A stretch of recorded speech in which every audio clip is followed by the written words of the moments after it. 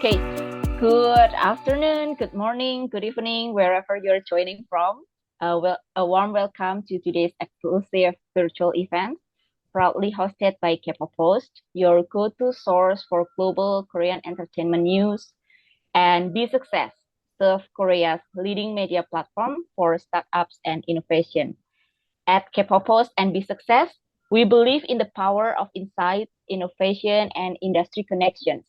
That's why today we are bringing you an in-depth discussion on the business of digital streaming, featuring an esteemed guest who will share first-hand knowledge on navigating the ever-evolving entertainment landscape.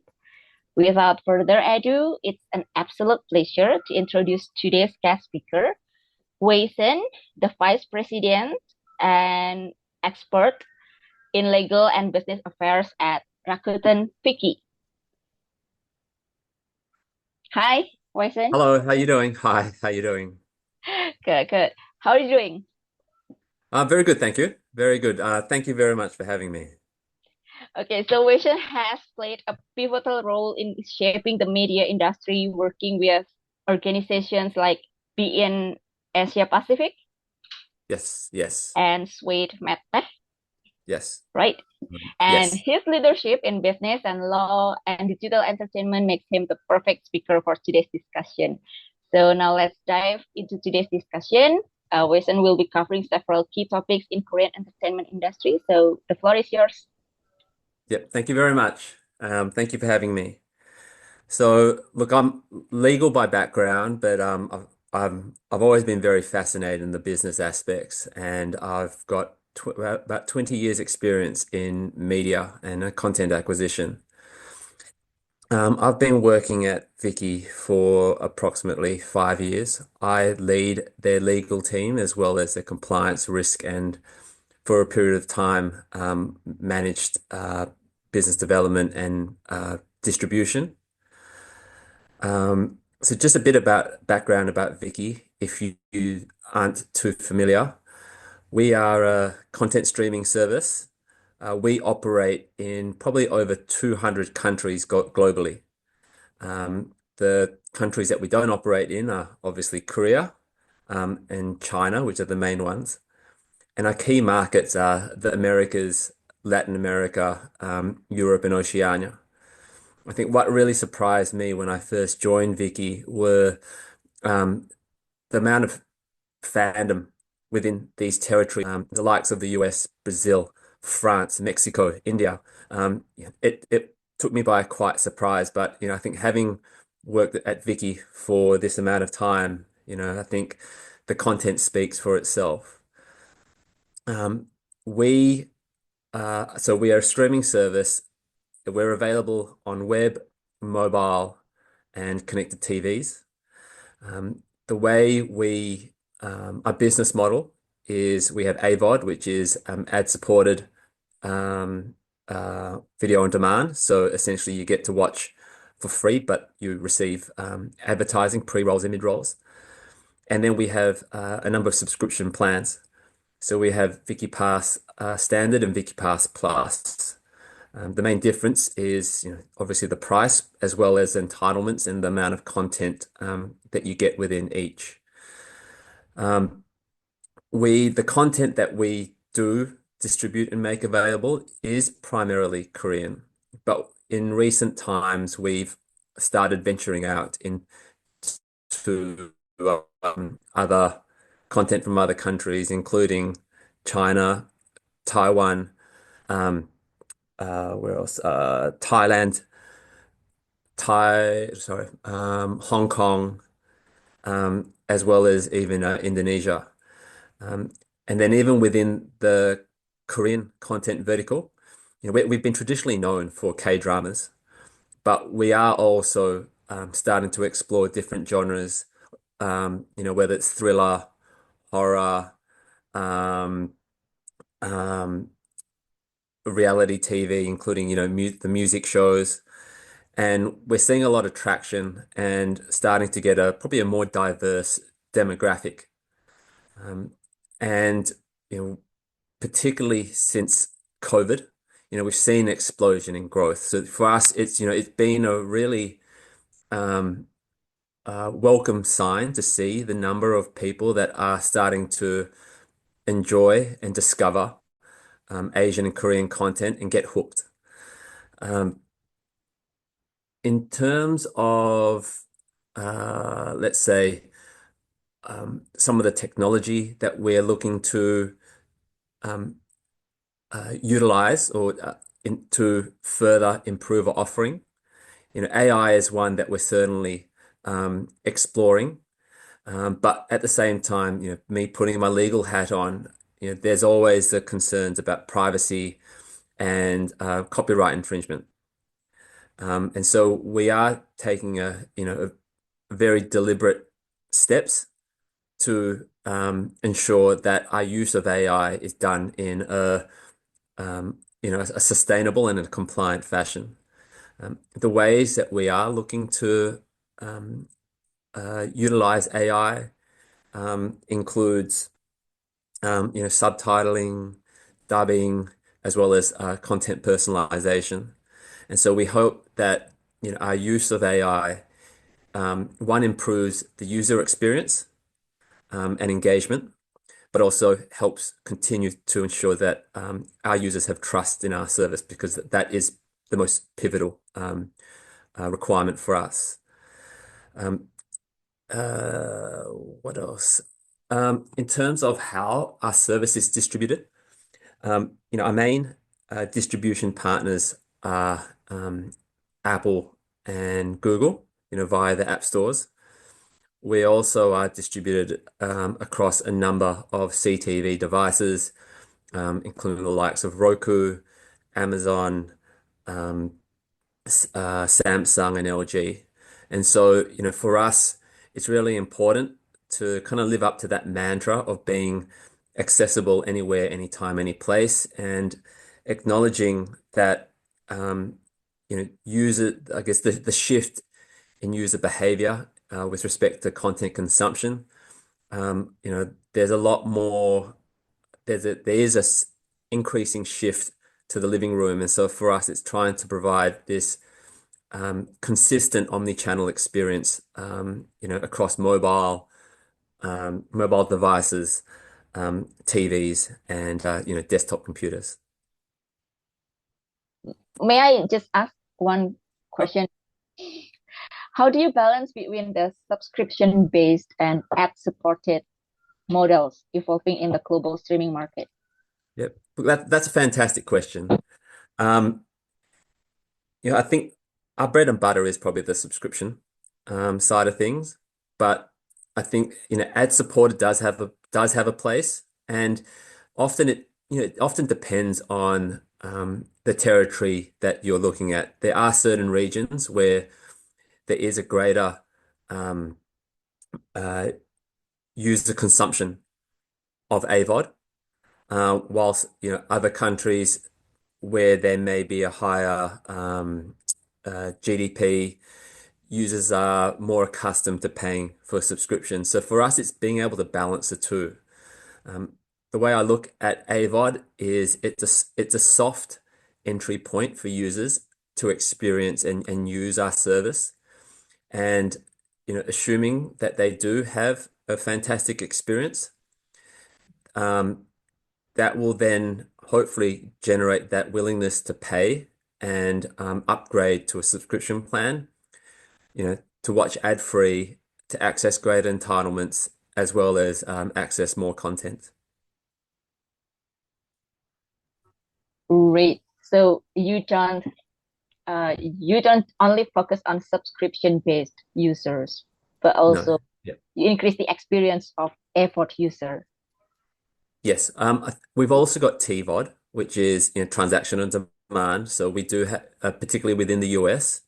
So we have movies, which users, whether it's AVOD or SVOD, can rent to watch.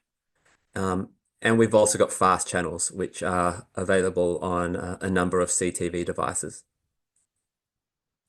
That's interesting.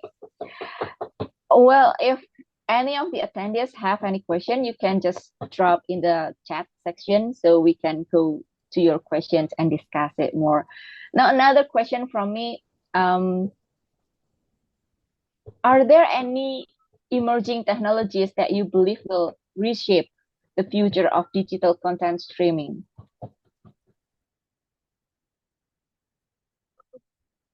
Technologies. I mean, technology is moving so fast.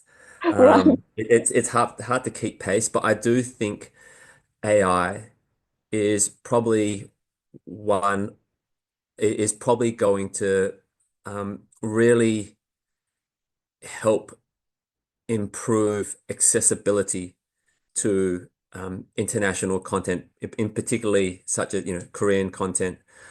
Um, and I think hats off to Netflix. I think Netflix were probably one of the first streaming services that really helped showcase international content and a bit made it normalized watching international content, with subtitles and or dubs. And so, for us, um, it certainly helped us in terms of having, I guess, encouraging more users to watch foreign content with subtitles and dubs. Historically, we've relied on our community of, loyal fans and users to help with the translation. Um, but AI, certainly does help allow for translations and dubbing at a more um, you I guess it can help create it faster as well as actually make it feasible. And so what that will hopefully do is improve engagement and help us improve, our value proposition. And it won't be just us; it will be, you know, all content services that will likely make use of AI, particularly once it becomes a lot more economically viable. Right. Another question is about the copyright infringement because Yes. you are expertise in legal affairs. So I would like to know how do you or how Wiki solve the problem of piracy and copyright infringement? Because it's a fast moving, Yeah. what is it, industry, right? Yeah. Um, Often within legal circles or anti-piracy circles, we describe piracy as whack-a-mole. And so it's like, you knock one down, another one pops up. And um, I don't think there will ever come a point where piracy will be able to be eradicated. But it's a constant fight, and it's a battle of attrition. And so, for us, it's being vigilant with respect to takedowns, identifying pirate services, and making it, I guess, frustrate them enough that they will hopefully and eventually relent. And I think uh, that tactic has proved quite successful for us. There are other services which, do go down the litigation path, but that is I think each service has its own strategy and it has its own budget. Um, but as a whole, I think, all of us um, fighting piracy in our own ways will help to hopefully keep it to a minimum, in the future. And hopefully people are going to go to watch in legal platforms because Hopefully, yeah, some people I know they prefer the free one without ad. yeah, But yeah, that's illegal. I know. yeah. Okay, I'm still waiting for the questions from attendees Sure. and participants here, but I have another question uh for you, Yep. are there any specific, what is it, partnerships or collaborations that Vicky is particularly is excited about this year? Um, I mean, we do have content collaborations with our content partners, and I can't necessarily, disclose, what those entail, but we have very close relationships with the likes of CJ, JTBC, etc., to try to secure exclusives for a lot of those upcoming titles. I think for me, it's probably more on the distribution side that it's about trying to help build awareness and showcase the richness of Asian and Korean content. And so our relationships with the likes of Apple, Google, who are now really appreciating the strength and momentum of Korean fandom and starting to incorporate it more into their marketing. Yes, it benefits us, but on the whole, as an industry, I think it really helps bring to light the richness of Korean content.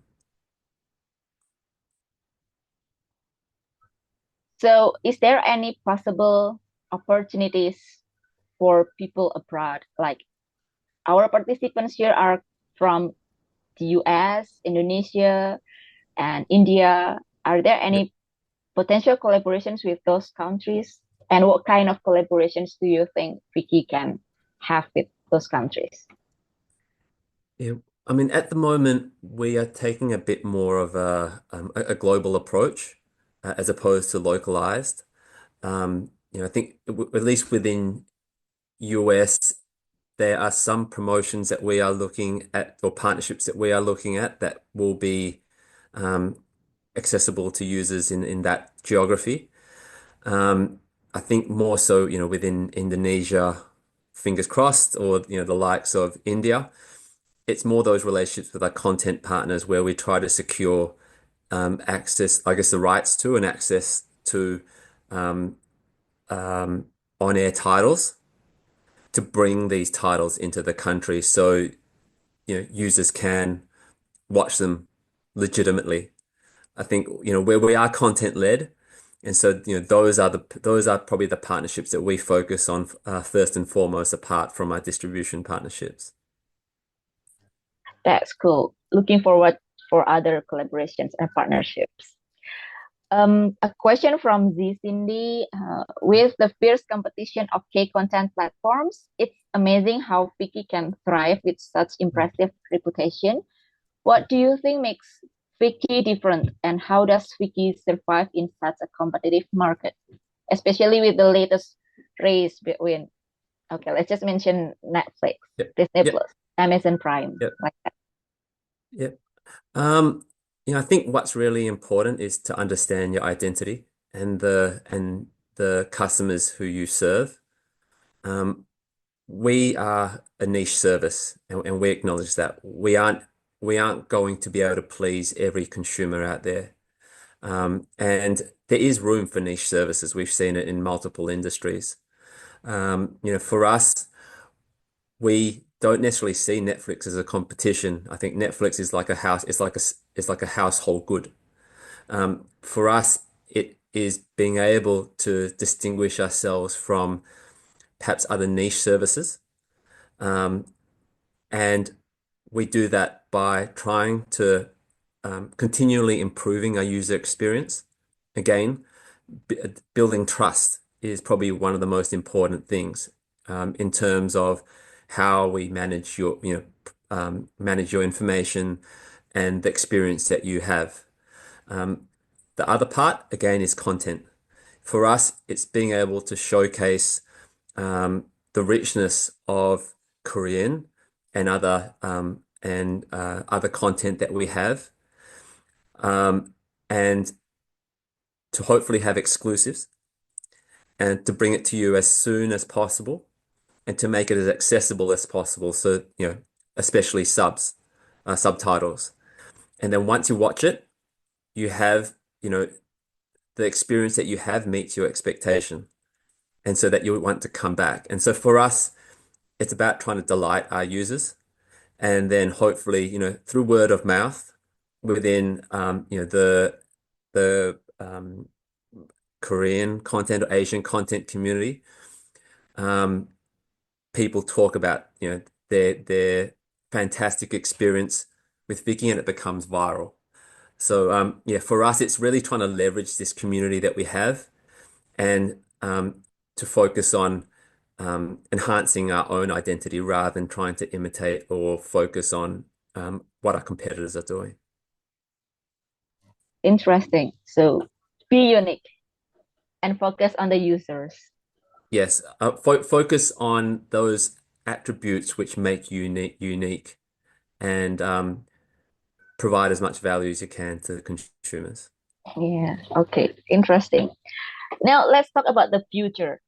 What do you see as the biggest opportunities and challenges for digital streaming platforms for Viki for the next 5 years, let's say? Mhm. Um, I think it's piracy is one.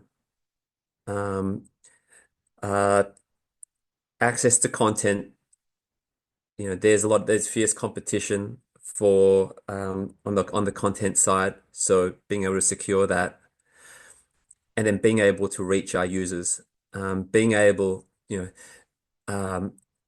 users only have, let's say, 24 hours in a day. Half that time is, more than half that time is spent working on sleeping. And so you might be left with 1 or 2 hours that you are now fighting for a user's attention. How do you get that attention? How do you make them aware of what's available within the service? And how do you ensure that when they spent that scarce time on your service, they feel it's worthwhile and they want to do it again? That's kind of like the challenge. And being able to try to stay ahead of the game rather than be reactive is another thing. So trying to anticipate how users are going to be watching and consuming content and ensure that these users continue to come back.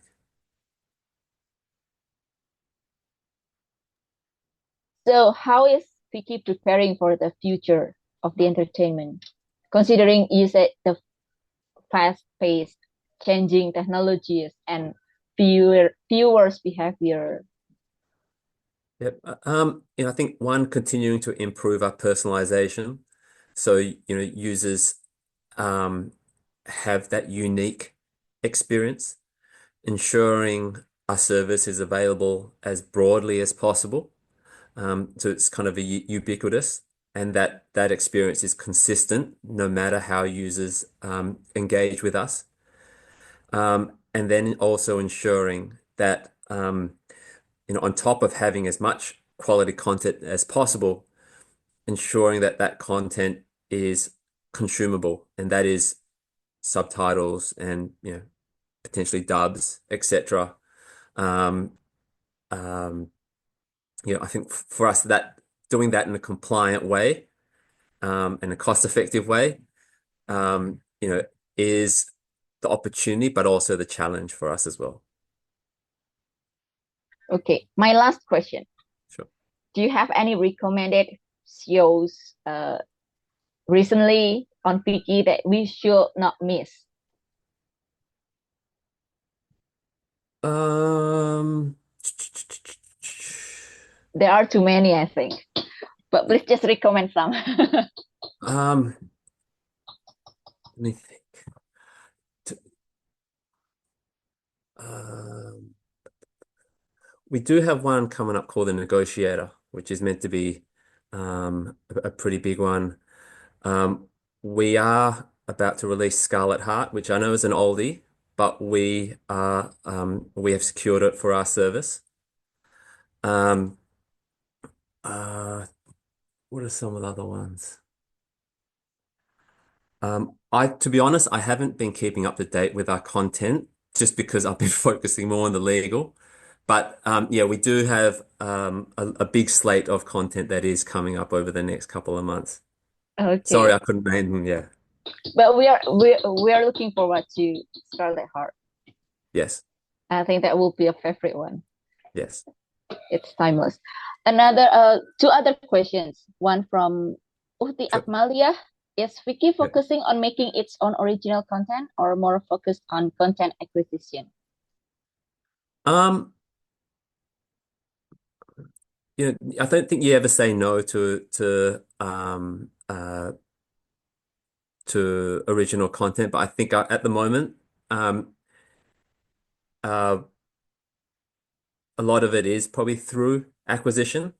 I think we do leave that up to the experts in the industry. And so, for us, it's being able to secure that first. And then I think, yeah, if the opportunity does come up, certainly we'd be looking at making original content. But yeah, at this stage, it's probably more content acquisition.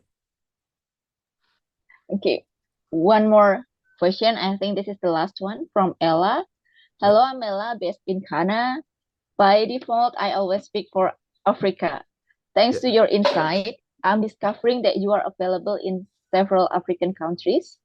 Does Yeah. Wiki have plan to promote itself in Africa? Um, we do, but I think it's in time. For us, uh, you know, there are particular markets that we are focusing on first.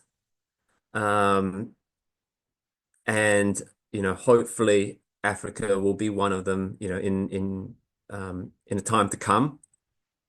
But yeah, at the moment it's just we try to secure rights as broadly as possible, and certainly are trying to secure rights for these titles in Africa. But again, there's competition. So just look forward for the collaboration with African. Fingers crossed. Yes, fingers crossed. Fingers crossed. Maybe Allah can help Yep. because she stays there, right? Certainly. If we continue to um, have outreach to the community, particularly in terms of helping us with subtitling. The subtitling is what helps allow content to be consumable so broadly. And so, to the extent that you want to be part of that community, certainly do reach out to Vicky, or again, you can find me on LinkedIn, and we can connect you to the right people. Okay, right. Another question. We are about to end this session, but Yeah. more questions pop up, so it's Yep. okay, right? You mentioned about content piracy. How does Wiki attempt to fight this piracy? Because as users, unlicensed websites are kind of conflicting for us. Yeah. Yes. Look, I experienced this firsthand as my wife is sometimes reluctant to tell me about services that her friends might be using that are pirate services, or I get scolded for taking down pirate services. But for us, it's whether it's takedown notices or trying to frustrate them in other ways. Um, I think sometimes people don't appreciate, let's say, the danger is tracking how your data is being used, or that there could be credit card fraud if you're paying. Um, and then in the long term, whilst piracy is convenient for a lot of people in the long run, what it does to legitimate businesses is run them to the ground. And so it then feeds up the food chain, and again starts to become uneconomical for studios to produce content, because people don't want to pay for content knowing, sorry, um, services like us or other content services might be reluctant to pay for content, or pay um, the going rate for content because it's going to be pirated. And so eventually there's just it could lead to less and less quality content being generated. That's an invisible um, what would you call it? Consequence of piracy, which isn't that immediate. Yeah, so there are some short-term consequences for the users themselves and long-term consequences for the content. For the industry. Yeah, for the industry. That's Yeah. right. Okay, what an insightful discussion. A huge thank you to you, to Wei-Shen, for sharing your expertise on the global streaming industry and the future of digital entertainment. And we would like also to express our gratitude to Vicky for being part of today's event, and of course to all of the participants for joining us. So stay connected with us at K-pop Post and be success for more industry insights and discussions. And don't forget to follow us for updates on upcoming events. Once again, thank you for being here, and we look forward to seeing you at our next session. So have a great day, everyone. No worries. Bye.